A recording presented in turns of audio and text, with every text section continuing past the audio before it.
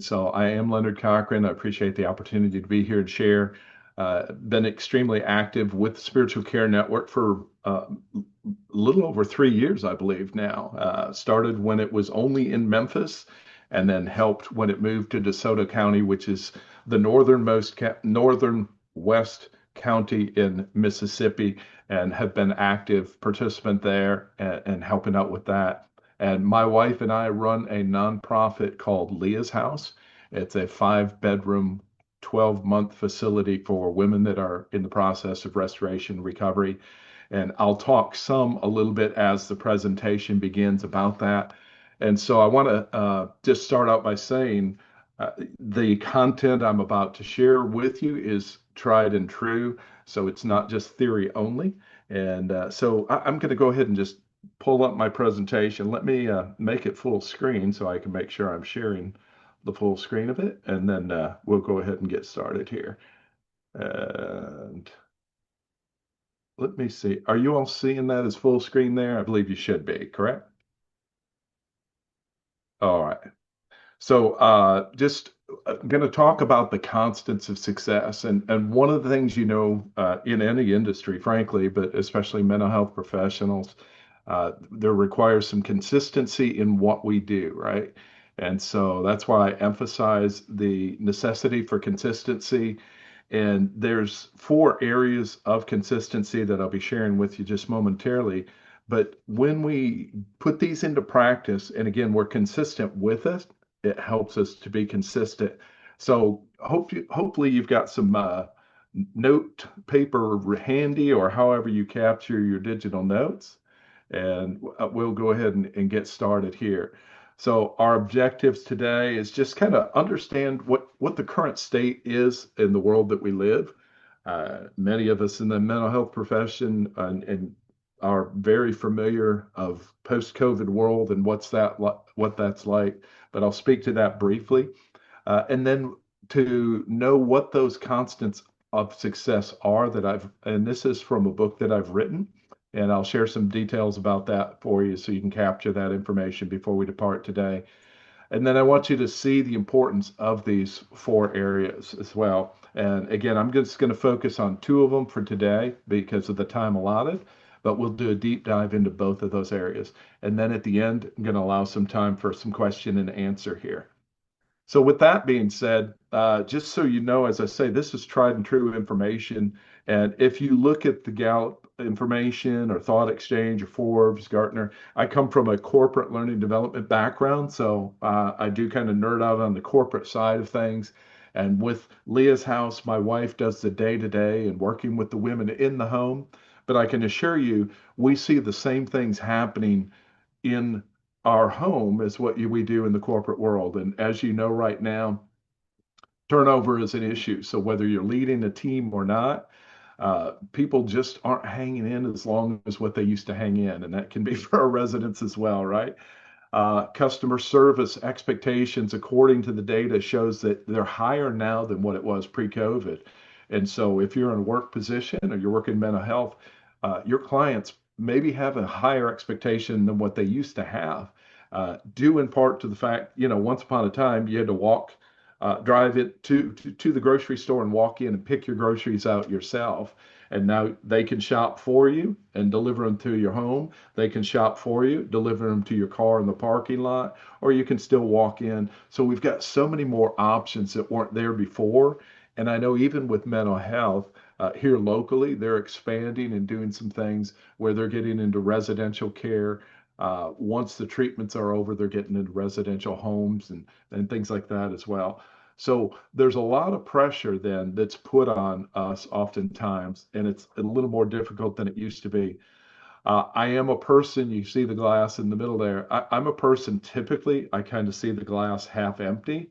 And I know a lot of people don't care for negativity, but I like to think it's a realistic view. But like you, I do want to see that glass full. And so we're going to focus on how we can fill that glass today. So let me just do a quick introduction to the 4 constants, and then we'll do a deeper dive into each of them.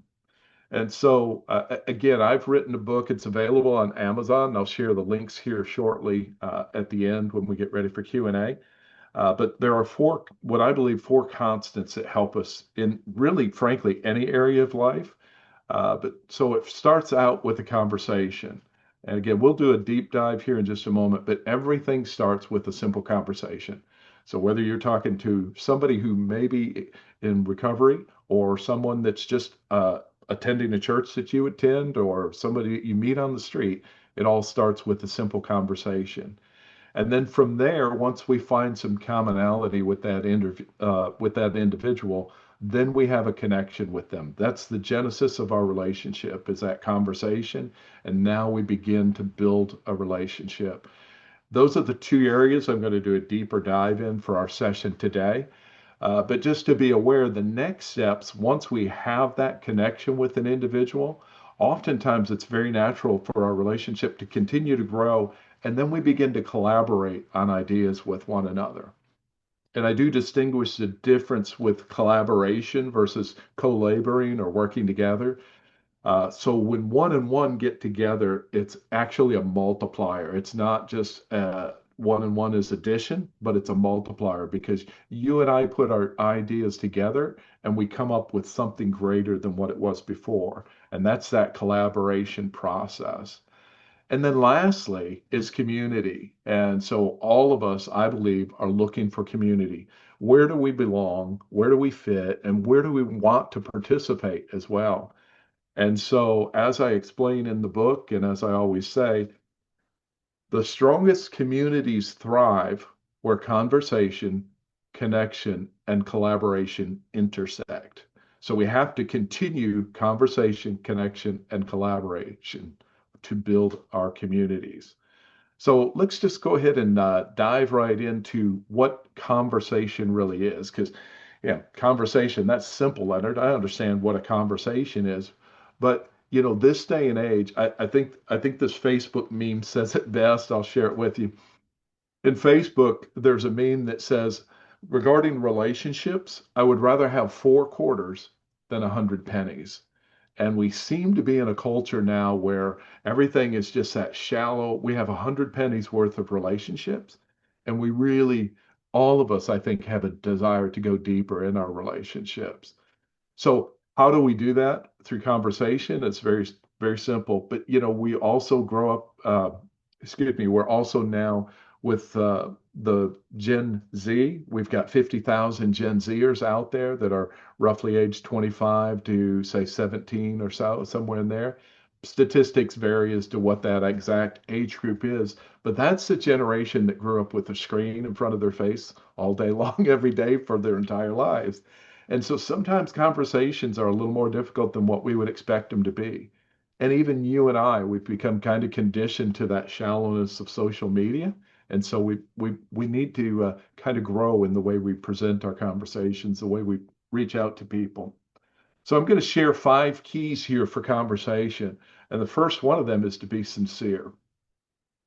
Right now, especially millennial folks, they can sense marketing. They can sense when somebody is blowing smoke. They can sense when somebody is insincere because, again, they've seen that their entire lives through social media, through the internet, and through the things that they do, commercials on television, all that.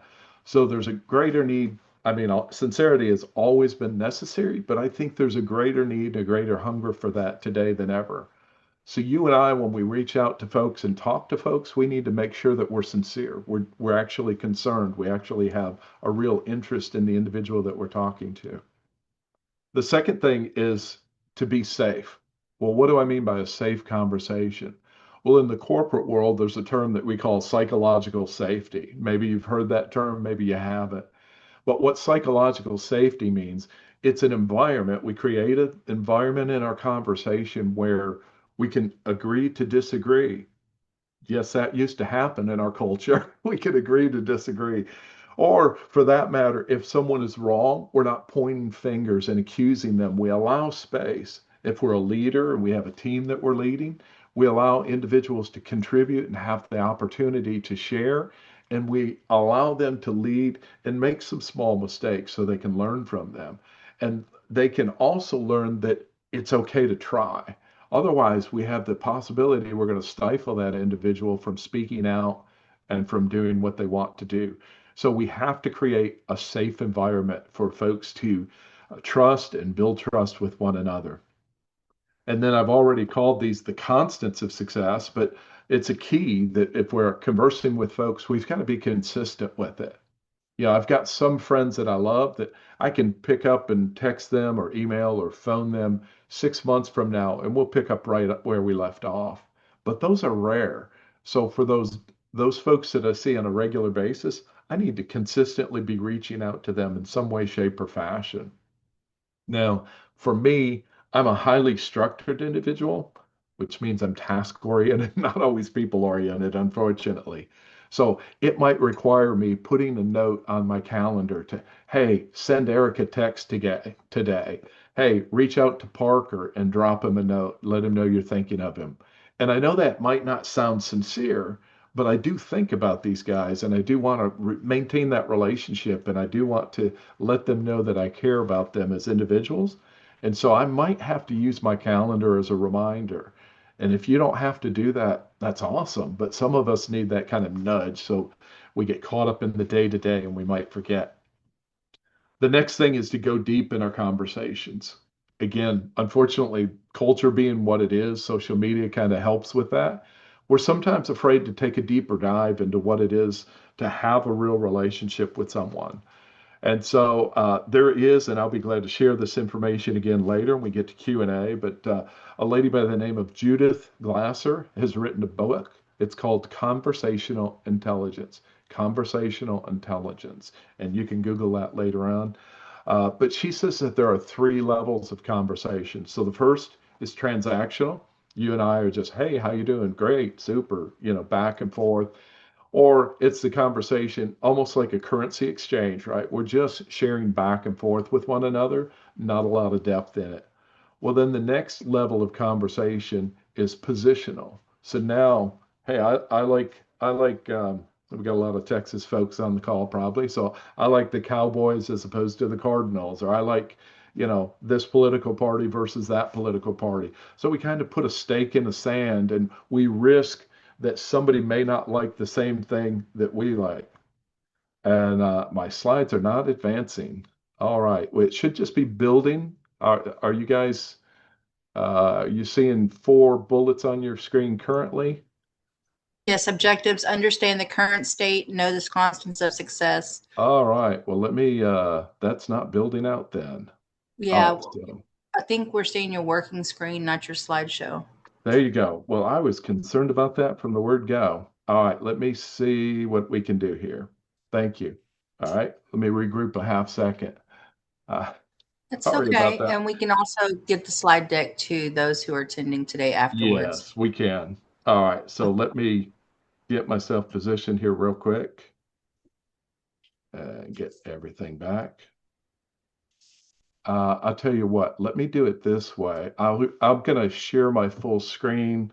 Appreciate the text message on my phone. I'm able to see that. But I'm going to share my full screen and try the presentation again. So bear with me just a second. And No thank you problem. guys for your patience on this as well. And here it is. Make sure, bringing it up on my side. Apologize.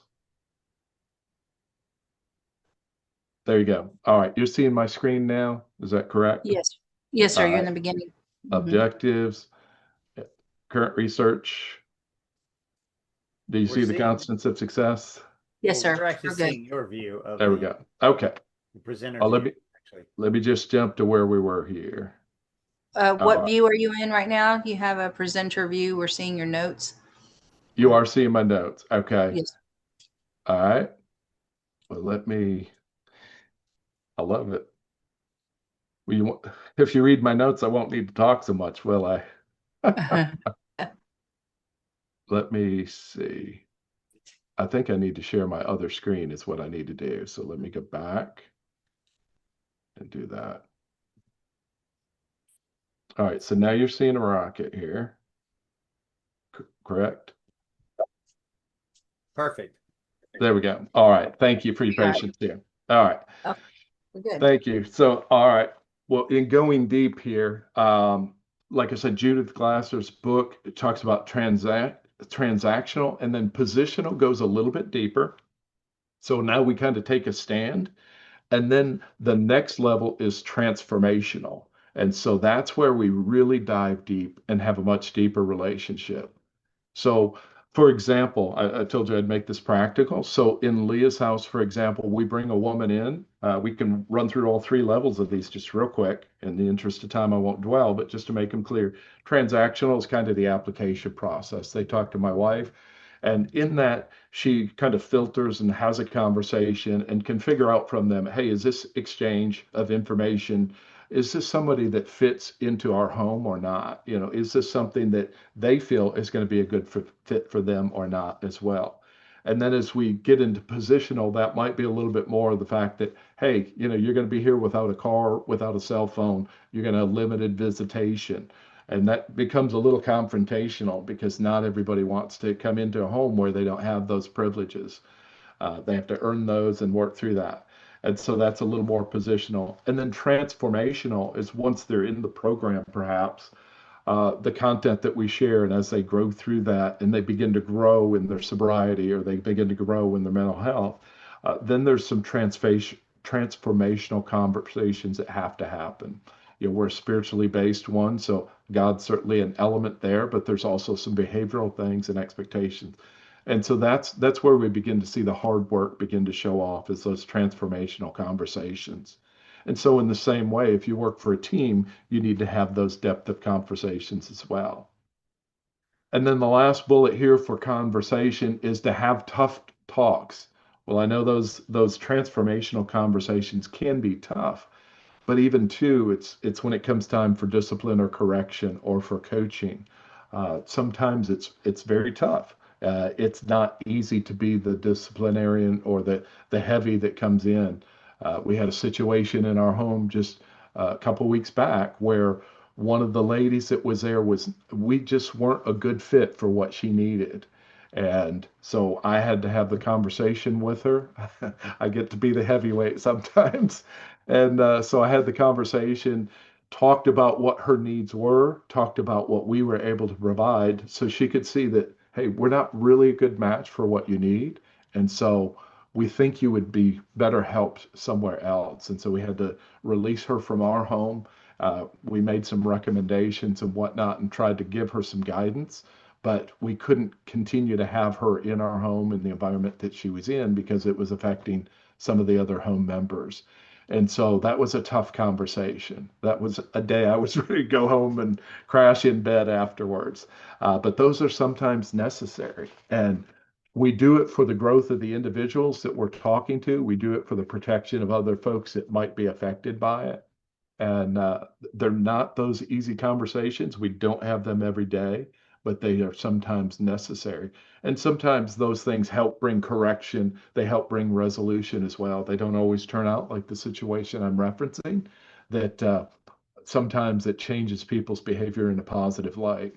And I think one of the things about conversation that I always say, and I've done this, I worked at Hilton Corporate for a number of years in training development. I could survey the rooms. How many of you, and you can put it in the chat, I won't be able to see it right now, but if you want, put it in the chat and say, how many of you, just say yes or no, how many of you have had a conversation that changed the trajectory of your life? One single conversation where you recognize, hey, there's some truth in here, and it changed their direction. And I know I've had those happen in my life. And so those are great conversations to have. So let me go ahead and move forward then. So that's all we have on conversation, but then connection.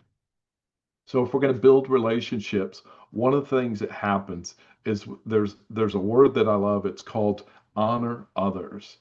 And so when we connect with people, it's a matter of respecting that individual. We may disagree, but the fact that that's a fellow human being, that's a fellow person on the walk of life that we're going on, and they may be walking beside us or they may not, but we still can respect them as to who they are, respect them for being a human being, whether we agree or disagree what they're doing. And so there's a real necessity for us to have some honor for one another. And people recognize that. They recognize you're not just treating them as just uh, a way to earn a paycheck. You're not just treating them as something that you can benefit from, but you're actually respecting them as a person. Then the second thing about connection is to be genuine. Well, in our world right now, we hear a lot about being authentic, be authentic, be authentic, be authentic. Well, I like the word genuine because I think the word authentic has almost become overused. And sometimes the connotation when we hear that and people using that, hey, I just got to be me, right? What happens is what it kind of is saying is, hey, I have a license to act the way I want to act, and you just have to deal with it. Whereas if we're just being genuine, if we're being sincere, we're being genuine, then we're have a respect for one another, even though there could be differences with one another. With connections, there's a intentionality that needs to be involved as well. And so again, kind of as I said about those conversations, maybe the intentionality is just to make sure that we have some cadence in our conversations. I know in our home we try and every month or so have it. Well, my wife has weekly check-ins, but we have milestone check-ins every 3 months or so to see how they're progressing, how they're reaching their goals, anything else that we can do to help them succeed and to become successful and what it is that they're wanting to accomplish through the confines of what we have in our program. So there's some intentionality with that to work together with that. And of course, that leans into collaboration as well. Um, and then be inclusive. And this is one of the things, there's a couple of guys called Chip and Dan Heath. They're two brothers. Chip and Dan Heath have written a book called Decisive. The subtitle of that is How to Make Better Choices in Life and Work. But one of their things that they found out through research, and this is a powerful thing that we kind of forget in our culture sometimes today, is having differing perspectives and differing opinions allow you and me to grow as individuals, and we can make better decisions rather than just be in an echo chamber or a silo. And so we have to kind of make sure we're surrounded by a plurality of folks. Even scripturally, it says there's counsel in the wisdom of many. Or there's wisdom in the counsel of many, is perhaps how it's said. But so we want to be inclusive with our relationships and not just push people out because you know what, I don't agree with them, so I don't have space for them in my calendar. I don't have space for those in my social calendar. But stretch yourself to kind of love on some folks and live around some folks that maybe sometime grind against the grain a little bit with you, but see what you can learn from them. And so it's really a powerful tool. And then when we think about connection, the fact that conflict is good, and I shared some of that in conversation, but there's research shows that folks that have some conflict, they have some disagreements, and then they work through those disagreements, it can become a very strong bond. And so don't be afraid of conflict.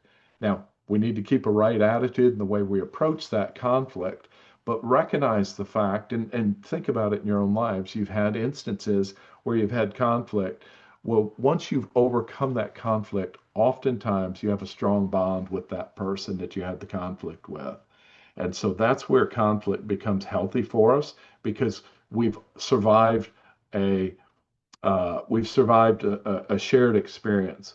And sometimes that conflict may not just be between the you and me, but it might be you and me against a situation. You know, we're helping people overcome substance abuse. Well, sometimes that bond of overcoming substance abuse is like a shared effort because we're partnering with them along the way. So that's a conflict in the relationship as well of a different sort there. And then the two remaining areas, as I mentioned earlier, were collaboration and community. And again, I won't dive deep into them out of the interest of our time today, but I did want to give you a chance to share, to see if you had any questions. And what I'm going to do for the purposes here, let me go ahead and exit out of the full screen and come back so we can see you all. Give me just one moment here to get back to where I need to be. Or what I might can do, let's see if this is going to work. There you go. I think this is going to work. Are you seeing me now? Yes. There you go. So I'm going to see if I can bring up the chat box. And I know there's not much to see on the screen, but see if I can bring up the chat box and see what questions we have, or maybe Parker or Aaron, somebody can help me with that. There you go. I'm seeing some questions. Certainly enough of us here. If you maybe want to raise your hand or however we normally handle Q&A, give you an opportunity to see what questions you might have about these concepts that I've shared. Well, tell us a little bit about your book and what kind of content and what your book's all about. Absolutely. So I've written two books, and thank you, Eric, for asking. I've written two books, and in those books, what I did is kind of make them into stories. And I come from the corporate world, and so what I did is years ago in the 80s, and I'm putting them in the putting links in the chat here as we speak. So hopefully you can see those. You can purchase either book on Amazon. Might be easy as searching for my name, and I'll share my contact information on the next screen here. So, in fact, we can go ahead and I'll advance to that screen there because we've all seen question marks before. So there you go. So these two books, Relational Leadership is the first book that I've written. And in that book, both books, what I did is wrote them as a story. So they're focused on business, but you can apply these principles to most anywhere in your life. And so in Relational Leadership, a gentleman, his father passes away and he takes over the business, and he is solely focused on money and not so much on people. And so what happens is he finds a mentor that teaches him four concepts about relational leadership. And I can run through those, but I do see we do have a question here. So I'll talk a little more to that later if you want to hear more about it. And then the second book is the same cast of characters where 20 years later, 23 years later, his business is successful. He's grown to 5 states.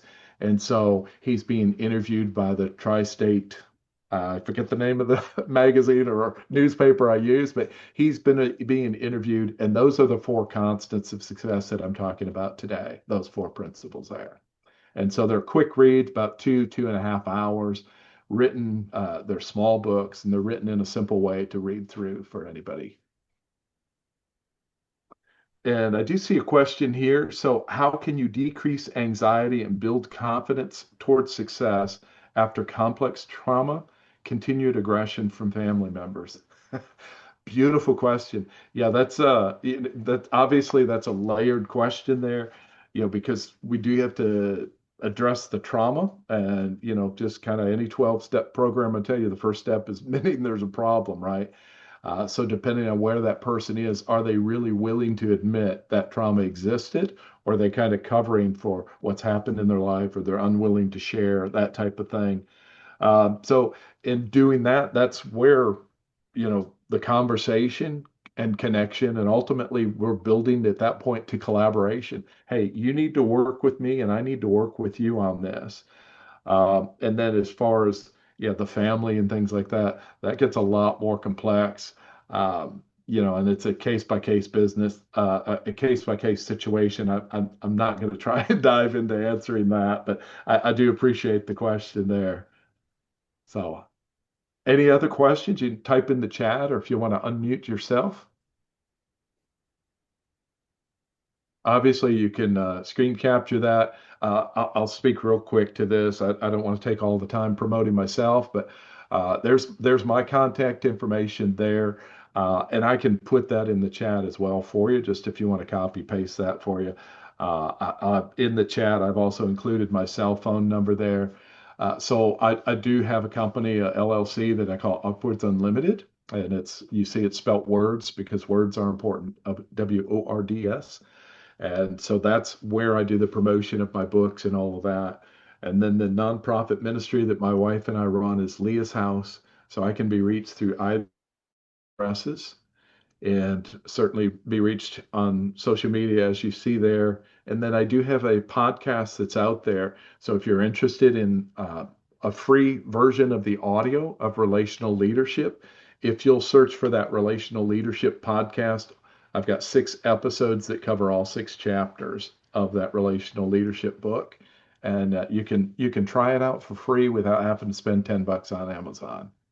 Yeah, I like that when I'm driving. And I really like the relational part of the leadership because, like I'm in a leadership position with a bunch of volunteers, and that's a whole different ball game than corporate, or even like in your case, running a sober home and leading people that are in recovery that are trying to get their life back. And so it's very relational, no matter what the situation. Yeah, absolutely, Eric. When I know just the difference from working in a corporate environment and a volunteer environment, I think those relationships become even more critical, right? Because we don't have the almighty dollar as persuasion. We've got to we've got to have that relational collateral and kind of be able to meet their needs from a human to human perspective more so. Yeah. Oh, Parker has a good question here. Yeah, no, there we go. Okay, thank you, Parker. I'm looking here, getting used to the screens back the way they are. Are there some principles that you abide by to keep those difficult conversations from becoming combative conversations? Yeah, great question, Parker. There really is. Well, that's a whole class in itself that can be. But this is the way I personally handle them is number one, first of all, looking at that problem and recognizing who all it's affecting. So if it's just that one individual, it's kind of almost easier because, hey, this is affecting you and I'm concerned about your well-being, right? So our intents are always trying to be restorative. We want to restore the relationship, bring people back to a right place, whether it's an employee or that's anybody else. And so that's the first thing. But then we look at it and see, well, maybe it's affecting others around them as well, or maybe it's affecting the culture of the team or the group or the department they're in. So and what happens, the bigger that is, the more important it is we jump on it and resolve it quicker. And so I stay focused on the big issue and not getting that person to admit guilt, but to get them to see here's the situation, here's what it should be. How can you and I work together to get it to where it should be? And I've done in the work world, I've done write-ups and hey, I disagree. Well, I understand you disagree, but this is what we're trying to accomplish. How can you help me do that? Maybe we could, if they don't come up with suggestions, then I help them come up with suggestions. And just kind of guiding that direction and get agreement that, hey, moving forward, this is what the expectation is. And then obviously, if it can't be met within a reasonable time or certain attitudes and certain things, then we may just have to look at the door and find another option for you. Lisa has a question here as well. Do you encounter people that get stuck on a level of conversation, such as they don't want to move past transactional? If so, how do you move on? Great question. Thanks for bringing that up, Lisa. That was a mental note that I had to myself before I started, and I'm so glad you asked. As you can guess, all of these things are conditional on a reciprocal relationship. So if we have somebody who is unwilling to converse, if we have somebody who is unwilling to build a connection, then our door is closed. We can't go any further than what that person allows us to go.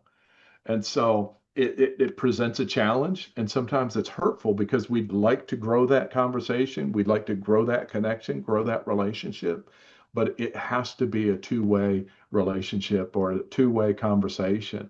And if not, then that just closes the door. We have to then implement some boundaries and just say, hey, I'm sorry, I'm not able to help, or kind of more in detail, whatever that situation is. Thank you for that question.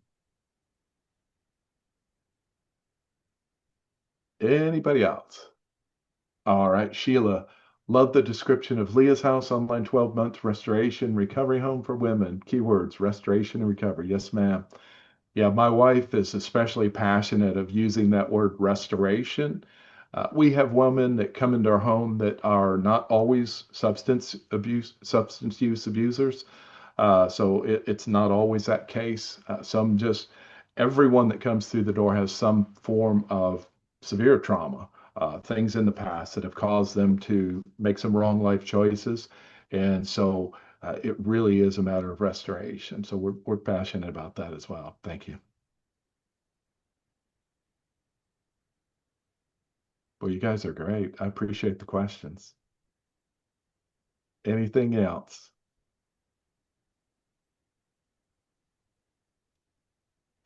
All right. Well, I did put my contact information in the chat. I can paste that in there again in case you lost it. Uh, Feel free to reach out to me. I'm an easy guy to talk to most of the time.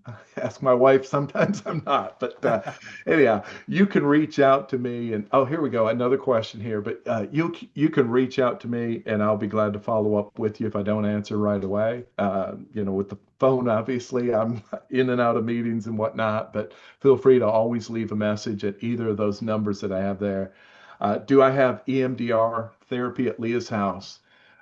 Actually, we don't. So Leah's house is a unique situation where we are 100% volunteer driven.